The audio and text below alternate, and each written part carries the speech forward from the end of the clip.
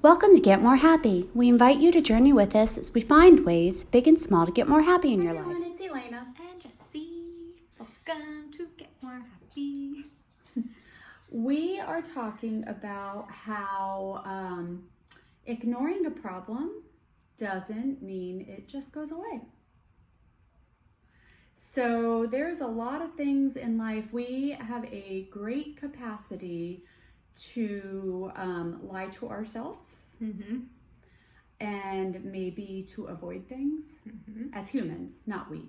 Well, also we, because we are human. And I have learned over the years that putting something on the back burner and pretending it's not happening doesn't usually work. No. That being said, I did this all the time growing up. When something at school, like I had an assignment due and it was really difficult and I just didn't want to think about it, so I just didn't start it, and then you start it really late and then you're really stressed out, or it was always like filling out a form, or it was, especially as I got later into school, it was applying for internships and applying for what's that thing, scholarships. So yeah, those get stressful, but ignoring them. At that time, you could not apply for a scholarship, and then you just didn't get the scholarship, and I was like, yeah, whatever. But now, being a grown adult human, you can't ignore a client, and you can't ignore a due date, and you can't ignore a bill. Yeah, can't ignore those. They seem to come after you. Yeah. So you just put money down on a new apartment. Yeah, I thought you were going to talk about the cars. No, because that doesn't relate to the topic. Yeah. But the new apartment, and I know you've been looking at this apartment for a while. Yeah. And several times you're like, I need to do the paperwork today. And you didn't. Yeah. And, all of a sudden yesterday you finally did it. And then they asked for my money and I was like, wait, what? That's real. Like, it made it real. Yeah. Putting that money down. Yeah. We got approved, by the way. Oh, good. Yeah. That was crazy. But so sometimes our fear kind of paralyzes us. Exactly. Fight, flight, or freeze. Yeah. Although I do have to say, ignoring the problem doesn't make it go away. But I would say that pocketing it with an appropriate time frame until you're emotionally prepared. On some things. You need to decide what the time frame is. On some things. So like, with dealing with bills or dealing with, I don't know, other adulty things you deal with, I can pocket it and put it away and think, oh, okay, it's due on, the 15th, so I'm giving myself until the 10th to not think about it, but on the 10th I've got to think about it and I've got to do it. So like, I give myself a time frame, I guess. It's funny because with my anxiety, I get very, very anxious that I'm going to forget to worry about something. It's great. So I tend to have to keep a list, have to keep a calendar. If I'm going to go to the doctor, I have to have a list. I have to write things down. And then that allows me to stop worrying about it. Like, you've thought about it in this moment. You've written down what you've thought about so that you don't have to think about it until whenever it's time to think about it. Yeah.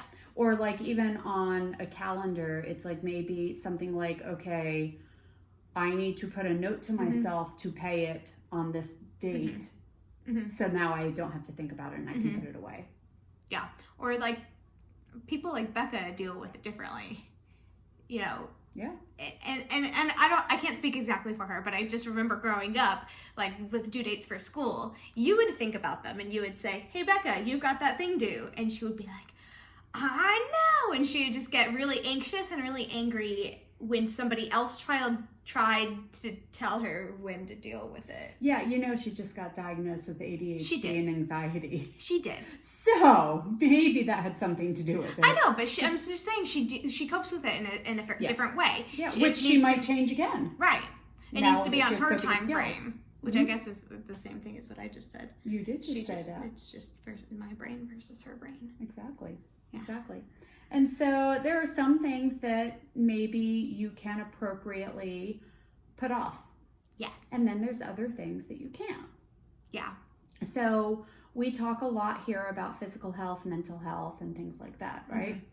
And one thing that I always say to you guys is, if you can either like try to go to a doctor, whatever, or you can try your best to handle something yourself. Yeah.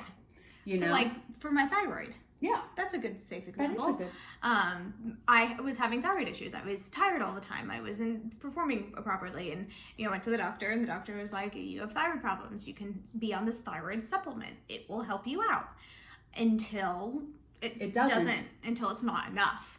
And so for a year or two, I was on this thyroid supplement, and there at the end, I was just dragging, and I was always tired, and I was like, I don't want to go on medicine because of this, and I don't want to go on medicine because of that. But it just... I would take it even further to say, I don't want to go to the doctor to get checked out because I don't want to be told I need to go on medicine. Exactly.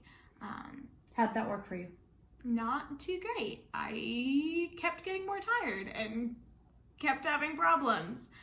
Because what was wrong was wrong. Yeah, it wasn't in and my head. Ignoring it didn't make it go away. Yeah. And so then I went to the doctor and I got thyroid medication, and I'm doing great. And like I said, Becca just got her diagnosis. Yeah. I have struggled with anxiety my absolute entire life, and forever, until I had a friend that was like, why are you struggling so much? Why don't you take medicine here and there? And, I did learn that there are two types of anxiety, and one is you need medicine every day, and one is you take it when you need it. Yeah. And so I fortunately have been able to schedule my life so that you avoid large stressors. Exactly. Yeah. Right. So, which I'm able to do. Not everybody can do that, right? And so I don't need it every day right now. Yeah. There were probably times in my life that I would have benefited from having it every day, but I didn't do that. Well, and but it's the same... when I finally talked to the doctor, when I finally was like, I have this big problem, and I'm anxious, and I get really like this, that, and the other, and is that something I should pursue? In my mind, it was like I needed to then see another doctor, and this and that, and she goes, boom, you have anxiety, here's a prescription. And I was like, right. And the validation and the relief, and just like you with your thyroid, it was like you got relief. Yeah. I think that it's easy to see it in somebody else and not in yourself. I've had a handful of friends who've dealt with anxiety and a handful of friends that have dealt with depression. And it's so easy to watch from the outside. You're struggling. You keep pulling away. You keep thinking about this. You keep doing all of these textbook signs of somebody who's dealing with anxiety or depression. I can watch that. I can tell you that. But you have to go get help. And it's easy to watch that from the outside. I think it's, especially with mental illnesses, it's harder. It's like, oh, well, it's all in my head. Oh, no, I do it with my physical stuff all the time.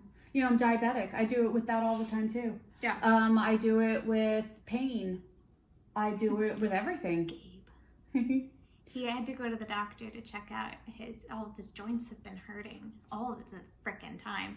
And finally went to the doctor, and we're seeking help, and, we're in the process of figuring out what it is. So, not at the relief point yet, but he's in this place right now where he's like, if I had never gone to the doctor, I would have never known something was wrong.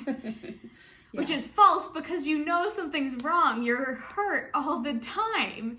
For people when it's mental health issues, you're struggling. When you're struggling, there's something wrong. So even if you don't go to the doctor. I just talked to my sister, and she, for the first time in her life, has been exercising like crazy. And, has really, for like the past month, been watching what she's eating. And she went to the doctor, and her blood sugar was higher. And she was like, and I'm like, at that point, you realize you've done everything you can do, and there's a real problem. And ignoring it isn't going to make it go away. And so it's like I always say, you do what you can do, but like we can look at that in two ways. You know, Gabe can see it in two ways, you know, like, well, you know, then I would have never known. Or now I can get some relief. Now I can start getting better. And the same thing with my sister. It's like, now you know you've done everything you could do. You need the medicine now. Yeah. So. And how grateful or thankful, blessed, wonderful that we live in a day and age where we have the modern medicine to be able to treat all of our physical aches and pains, all and of a lot of our mental ones, aches and pains, and have those professionals to help us.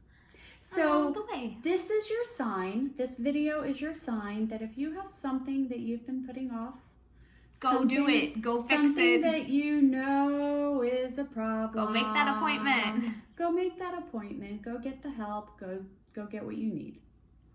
Have a happy day.